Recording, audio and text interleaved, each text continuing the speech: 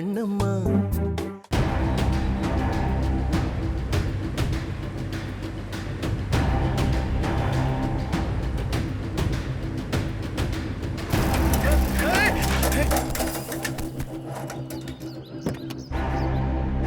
ஏய் இறங்கி வாங்கடா.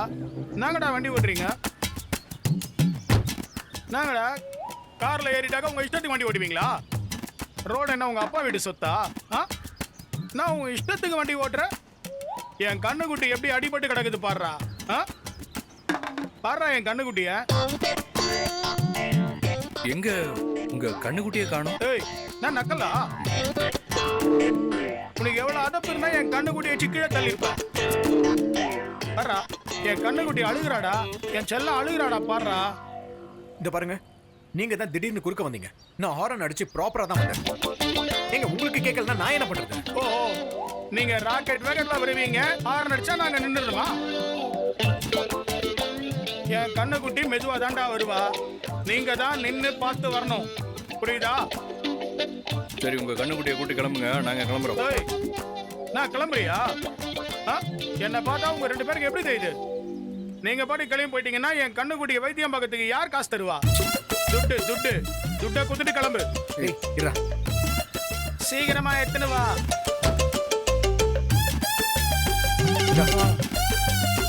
சரி இப்ப கிளம்பு. இனிமேலாவது ஹார்ன் அடிச்சு கொஞ்சம் பார்த்து மெதுவா வண்டி ஓட்டின்னு போ. ஏய் கண்ணுக்குட்டி வாடா வாடா. அப்பா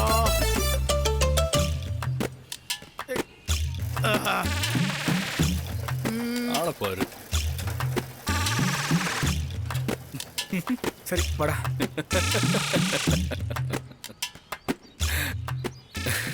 என்னடா ஏன் சிரிக்கிற?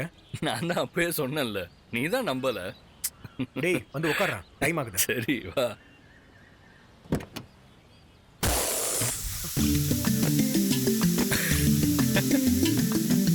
ஏ பாரதி, டயர் பஞ்சர் ஆயிடுச்சுடா. டயர் பஞ்சர் ஆயிடுச்சா? அவர். ஷூ.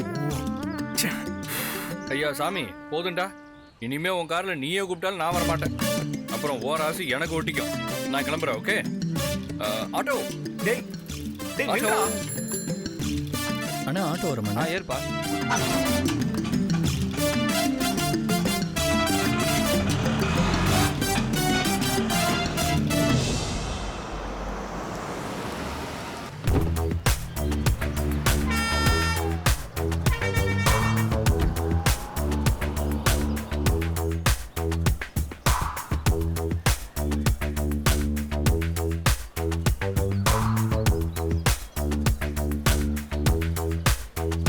எங்க இவன் ஆளை காணோம்?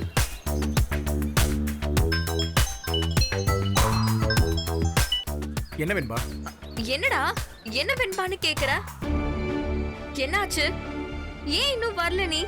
நான் வரேன் வை. ஏன் இவ்ளோ டென்ஷன் பாரதி? அதான் வரேன்னு சொல்றேன்ல, நீ போன வை, நான் வரேன்.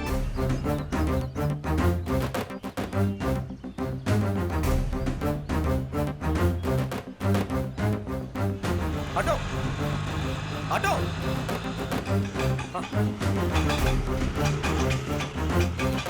அர்ஜென்ட்டா திருவர்காடு போகணும். போல சார். தூக்கம் போயிடுச்சா?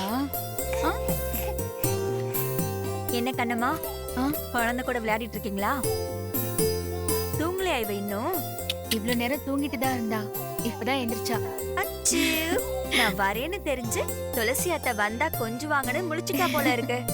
அச்சு, என்னடா தங்கம் அப்படிதானே? கண்ணம்மா, உங்ககிட்ட நான் உனக்கு கேட்கணும்னு நினைச்சேன். சௌந்தர்ய லட்சுமிக்கு ஜாதகம் எழுதி நட்சத்திரம் ராசி எல்லாம் பாத்துட்டீங்களா? அன்னைக்கு கோயில்ல பேர் வைக்கிறப்போ அங்க ஜோசியர் இருந்தாரு. அவரு பார்த்து சொன்னதுதான் துளசி. இன்னும் ஜாதகம்லாம் எதுவும் எழுதல. அப்போ பாப்பாவோட நட்சத்திரம் ராசி என்ன? சுவாதி நட்சத்திரம், துலாம் ராசி. நான் கூட சுவாதி நட்சத்திரம் தான். ஆனா விருச்சிக ராசி கண்ணம்மா. ஜஸ்ட் மிஸ் ஆயிடுச்சு. என்ன துளசி, இன்னைக்கு ஜாதகம் ராசி பலன்னு ஒரு டைப்பா தான் பேசிட்டு இருக்க. நீ இதெல்லாம் நம்புவியா? சும்மா இதெல்லாம் ஒரு பண்ணுக்கு தெரிஞ்சுக்கிறதுக்கு தான்.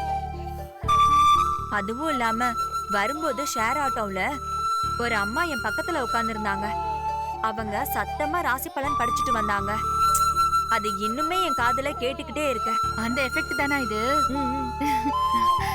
எனக்கும் என் குழந்தைக்கும் எந்த ராசி பலனும் பார்க்க தேவையில்லை. எங்க 2 பேர் வாழ்க்கையும் எப்படி இருக்க போகுதுன்னு நானே சொல்லுவேன். எப்படி சொல்லுவீங்க? நாளைக்கு என்ன நடக்க போகுதுன்னு உங்களுக்கு இன்னைக்கே தெரியுமா? தெரியுமே. எப்படி இருந்தாலும் நான் என் குழந்தையோட ஏதோ ஒரு ஊருக்கு போறேன். புது ஊரு, புது மனுஷங்க. நீ சௌந்தர்யாவோட மருமக தானே, நீ பாரதியோட பொண்டாட்டி தானேன்னு யாரும் கேட்க மாட்டாங்க. எனக்கே தெரியாம எனக்கு வந்து யாரும் உதவியும் பண்ண மாட்டாங்க. அந்த ஊர்ல தன்னந்தனியா இருந்து ஏதோ ஒரு வேலையை பார்த்து என் குழந்தைய வளர்த்து இவளை நல்லா படிக்க வைக்க போறேன். இதுதான் என் ஃபியூச்சர். இதுல ஜோசியம் பார்க்க என்ன இருக்கு? உன்னா ஊரை விட்டு போயிடுவேன்னு சொல்லாதீங்க கண்ணம்மா. எங்க போனாலும் மனுஷங்க தான், எங்க போனாலும் வேலைதான். கண்ணம்மா, இங்கே என் கூடவே இருங்க. நானும் பாப்பாவை பார்த்துக்கிட்டே இருப்பேன்ல. நான் இல்லைன்னு சொல்லல துளசி, நீ இருந்தா உதவியா தான் இருக்கும். ஆனா இது ஏன் வாழ்க்கை, என் கஷ்டத்தை நான் தான் சுமக்கணும். அதை உன் தலையில ஏத்தக்கூடாது. அதுவும் இல்லாம இந்த ஊரை விட்டு ஏதாவது ஒரு கண் காணாத இடத்துக்கு ஓடி போயிடுன்னு என் உள் மனசு சொல்லிக்கிட்டே இருக்கு. ஆமா, உள் மனசு. அதை தூக்கி குப்பையில போடுங்க கண்ணம்மா. சரி, உங்க ராசி பலனுக்கு என்ன போட்டிருக்குன்னு பாப்போம். ஆமா, நீங்க சிம்ம ராசி தானே? இப்ப அதெல்லாம் பார்த்து நீ என்ன பண்ண போற? நீங்க சும்மா இருங்க பாப்போம்.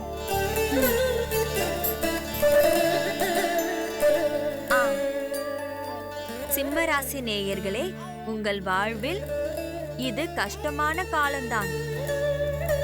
ஆனால் எந்த கஷ்டமும் நிரந்தரமில்லை. இரவில் சூரியன் தெரிவதில்லை என்பதாலேயே வானத்தில் சூரியன் இல்லை என்று பொருள் இல்லை. உங்கள் வாழ்விலும் வெளிச்சம் வரும். அது வரும் வரையில் உங்கள் போராட்டத்தை நீங்கள் விடக்கூடாது.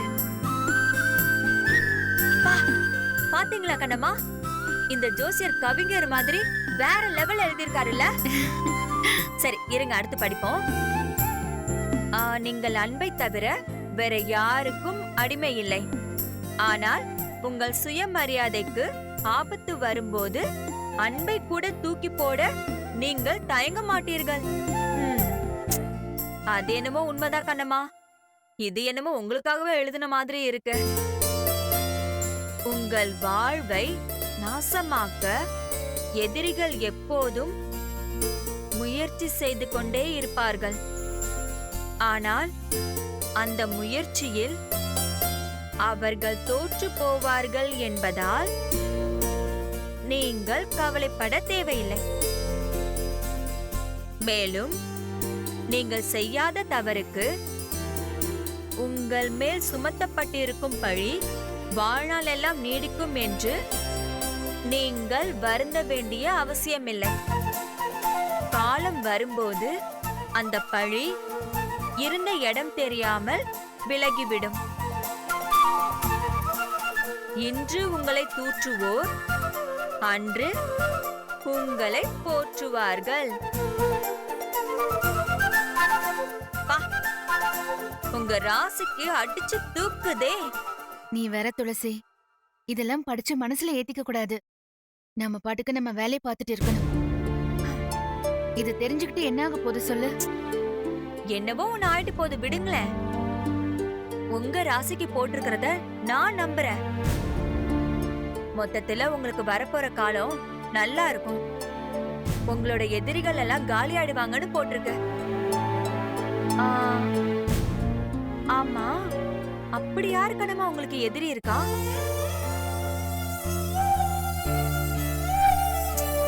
உங்களுக்கு யாரும் அப்படியெல்லாம் இருக்க போறா?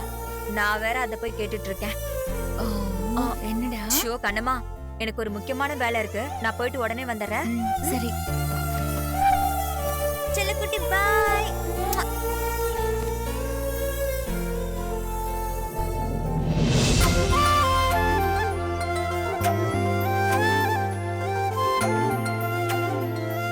வாங்கம்மா. ஆ, எங்க ஒரு கல்யாணம் பண்ணணும். யாருக்கு? ஆ, எனக்கு தான்.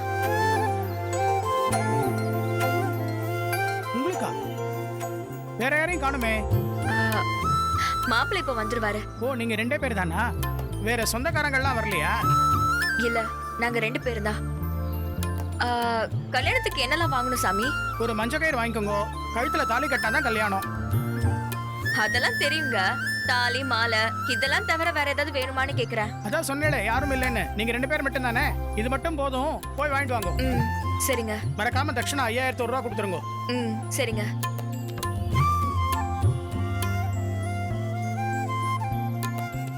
இந்த பாரதி எங்க இன்னும் ஆளே காணோம். ஃபோன் பண்ணா வேற கோவமா பேசிட்டு கட் பண்றான். வருவானா இல்ல கடைசி நேரத்துல ஏமாத்திடுவானான்னு தெரியலையே.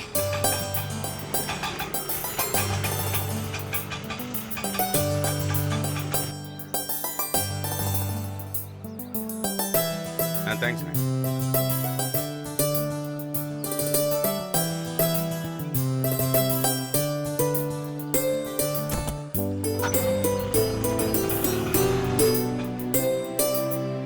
என்னாச்சு பாரதி, ஏன் இவ்ளோ நேரம்? ஆட்டோல வேற வந்திருக்க, என்னடா ஆச்சு? போன்லயும் ரொம்ப டென்ஷனா பேசிட்டு இருந்த. வர வழியில ஏகப்பட்ட பிரச்சனை. வீட்ல இருந்து ஆரம்பிச்சது. என்னடா ஆச்சு? கிளம்பும் போதே அகிலன் நானும் கூட வரேன்.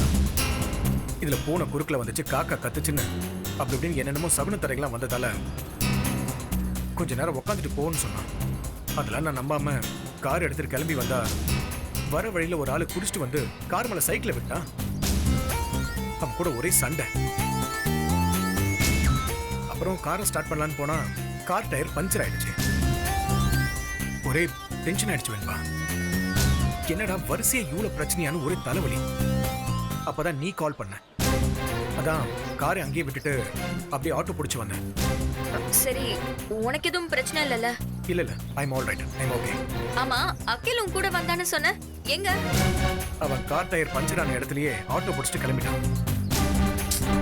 நீ வர லேட் ஆகாக எங்க நீ வராம போயிடுவேன்னு எவ்வளவு டென்ஷன் ஆயிட்டேன்னு தெரியுமா? ஒரு வார்த்தை ஃபோன் பண்ணி இந்த மாதிரி ஆயிடுச்சு, வரதுக்கு கொஞ்சம் லேட் ஆயிடும்னு சொன்னதா என்ன? ஏன் தான் நீ இப்படி இருக்கியோ தெரியல. என் சிச்சுவேஷன் என்னன்னு உனக்கு தெரியுமா? கூடவே அகிலனும் இருக்கான். என்னோட ஒவ்வொரு ஆக்டிவிட்டிஸையும் வாட்ச் பண்ணிக்கிட்டே இருக்கான். அவன் யதார்த்தமா வரானா இல்ல என்ன கண்காணிக்க வரானான்னு எதுவுமே தெரியாம நானே கன்ஃபியூஸ்டா இருக்கேன். நீ பாட்டுக்கும் வாய்க்கு வந்தபடிலாம் பேசாது வேணுமா? சரி சரி, எனக்கு ஒன்றும் கோவம்லாம் இல்ல, நான் பயத்தினால அப்படி சொல்லிட்டேன். சரி பரவாயில்ல விடு, இப்ப நம்ம வந்த வேலையை பார்க்கலாம். பாரதி 2 பேருக்கும் மாலை தாலிலாம் வாங்கிட்டு வர சொன்னாரு. வாசல் ஒரு கடை இருக்கு, நான் போய் வாங்கிட்டு வந்துடுறேன். நீங்க இரு, சரியா? இரு நான் போய் வாங்கிட்டு வரேன். ஏய், நீயே ஆல்ரெடி பல டென்ஷன்ல இருக்க, எதுக்கு? நானே போய் வாங்கிட்டு வந்துடுறேன், நீ சாமியை கும்பிடு. இத கூட நான் கார்ல வச்சிடுறேன். ம்.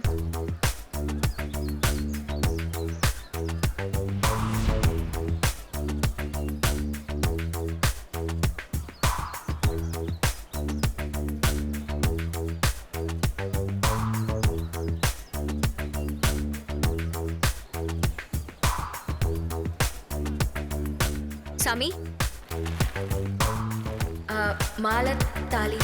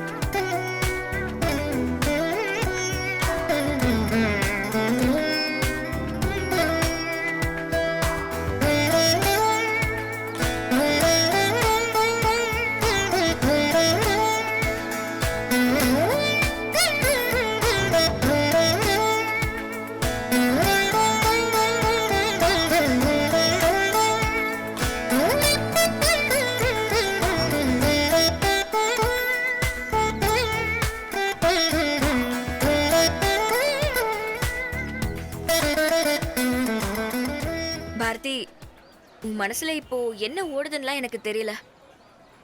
ஆனா நான் ரொம்ப ரொம்ப சந்தோஷமா இருக்கேன்.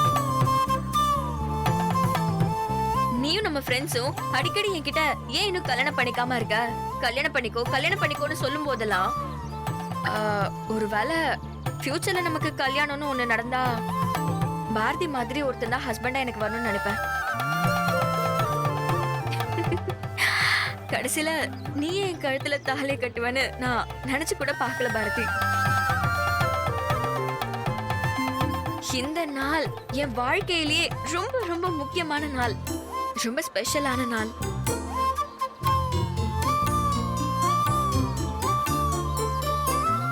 உன்னோட பிரச்சனைக்கு இந்த கல்யாணம் தான் மருந்துங்கிற வகையில எனக்கு அதுவும் சந்தோஷம் தான் பாரதி.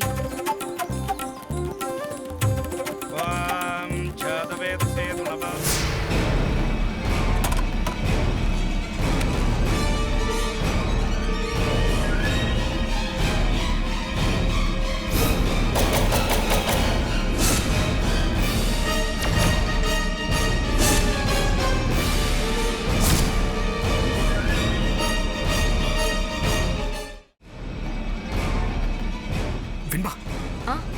அங்க பாரு, கண்ணம்மாவோட அப்பா.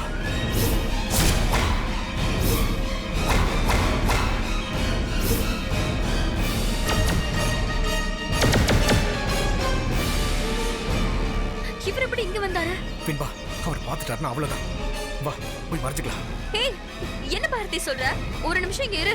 ஐயர் இப்ப வந்துருவாரு. தாலி கட்டிட்டு ஓடி போயிடலாம். அதுக்கப்புறம் அவர் பார்த்து நமக்கு என்ன? விளையாடாத வெண்பா, அவர் யாரும் ஒருத்தர் இல்ல, கண்ணம்மாவோட அப்பா. நான் இன்னும் கண்ணம்மாவை முறைப்படி டிவோர்ஸ் கூட பண்ணல. இந்த நிலைமையில நம்ம 2 பேரும் கல்யாணம் பண்ணிக்கிறத அவர் பார்த்தாருன்னா அவ்வளவுதான், தொலைஞ்ச நாங்க.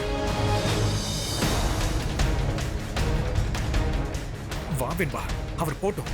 நான் சொன்னா கேளு, அப்புறம் பாத்துக்கலாம். ஐயோ பாரதி, நான் சொல்றது கொஞ்சம் கேள. ஒரே ஒரு நிமிஷம் பாரதி. போட்டும் போ. பாரதி, போ. நான் சீக்கிரம். சொல்றது கொஞ்சம் கேளுடா. வெண்பா, போ.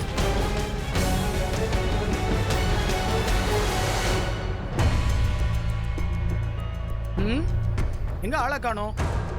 அவசரமா கல்யாணம் பண்ணணும்னு சொல்லிட்டு தாலி கட்டுற நேரத்துல எங்க போனாங்க? ஐயா, இங்க ஒரு பொண்ணு மாப்பிள்ளையும் போனாங்க, பாத்தீங்களா? இல்லையே, யாரையும் பார்க்கலீங்களே. கல்யாணம் பண்ணிக்கிறதுக்காக வந்தா தாலி எடுத்துன்னு வரதுக்குள்ள ஆளையே காணுமே. இந்த காலத்துல எல்லாம் அப்படி தாங்க இருக்காங்க. இந்த நிமிஷத்துல பிடிக்குது, அடுத்த நிமிஷத்துல பிடிக்க மாட்டேங்குது. குரங்கு மாதிரி தாவர மனசு, பின்னாடி இவங்களும் ஓடுறாங்க. இவங்க மனசே இவங்க கண்ட்ரோல்ல இல்லைங்க. அதான் சொல்லுங்க, யார் பேருக்கு அர்ச்சனை பண்ணணும்? என் பொண்ணு பேருக்கு அர்ச்சனை பண்ணுங்க. பேரு கண்ணம்மா. கண்ணம்மா நாம்யாஹ சகல காவே ஜெயத்வதா சுத்தியர்த்தம் ஸ்ரீமதே துர்காதேவி. ஐயோ, உன் பொண்ணு கண்ணம்மாவோட வாழ்க்கைய மொத்தமா ஆப்பு வைக்க நான் இங்க ரெடியா நிக்கிறேன். நீ என்னடானா அவ நல்லா இருக்கணும்னு அர்ச்சனை பண்ணிட்டு இருக்கியா? முதல்ல இங்க இருந்து போய் தொலையா.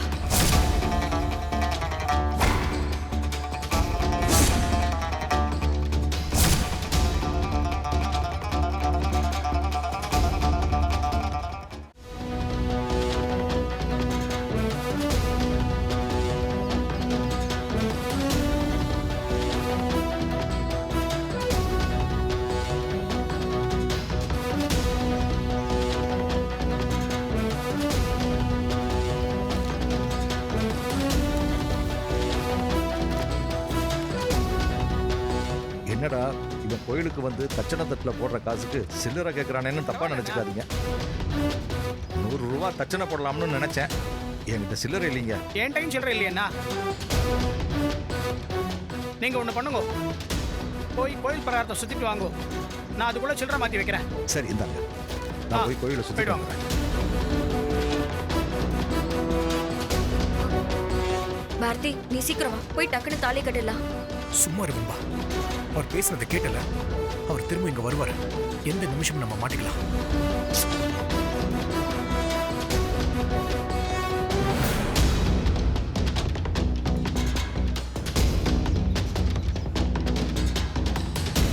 அது டாக்டர் பாரதி தான், சௌந்தர்யா அம்மாவோட மகனாச்சே.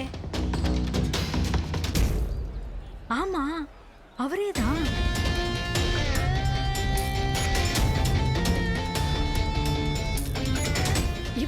கல்யாண மாப்பிள்ள மாதிரி பட்டு வெட்டி மாலையோட நிக்கிறாரு. ஆனா இவருக்கு ஏற்கனவே கல்யாணம் ஆயிடுச்சே. பின்ன இங்க என்ன பண்றாரு? எனக்கு என்னமோ தப்பா படுதே. எதுக்கு சௌந்தர்யம்மாக்கு ஃபோன் பண்ணி சொல்லிடலாம். ஒருவேளை நடக்கிறது தப்பான விஷயமா இருந்தா